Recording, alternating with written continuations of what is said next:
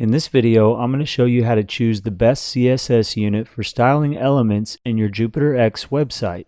When designing your website, CSS units are how you define measurements for elements like font sizes, padding, margin, just to name a few.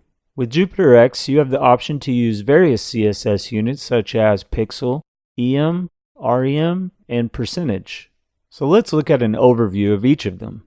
A pixel is an absolute unit, which means it depends on an absolute value and isn't affected by other units. The truth about pixel is that it's actually a bad practice for end users because of accessibility. For example, in most browsers, users have the ability to set their own default font sizes for websites. If you explicitly set the font size of an element on your website with pixel as the CSS unit to, let's say, 24 pixels, the choice of your users won't affect that element because the unit is absolute, overriding their choice. The alternative is to use a relative measurement unit, such as em. Em gives you a way to set font sizes that depends on the size of the parent font size or the document.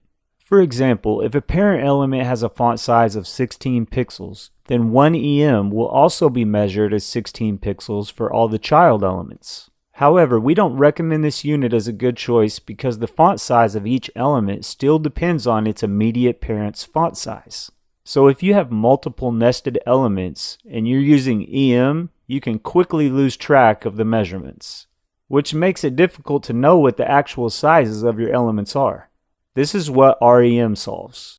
Rem is very similar to em in that it's a relative unit, but with rem, the size of each element always refers back to the root, not the immediate parent.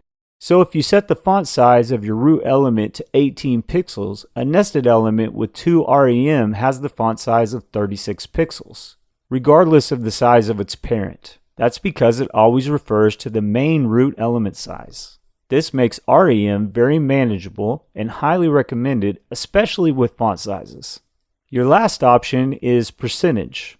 Percentage is also relative, and it's helpful if you're designing a responsive layout. Percentage, like em, is relative to the element's parent. So for instance, if you set the width of an element to 50%, that would be half the width of its parent. So now that we explored all the available CSS units, let me give you a breakdown to help you decide which unit is best for you. Pixel is definitely the easiest to use. It doesn't require any extra math, but it limits your end users that specify default font sizes. Em is relative, which gives your users added flexibility, but can get tricky when designing your layout with complicated math problems. Rem is definitely the best relative unit to use, especially with font sizes, and we recommend you use this unit when possible. Percentage is also a good choice when creating a responsive layout. Hopefully this helped, but if you still need more information, we recommend you read these other articles here and here. Thanks for watching. Cheers!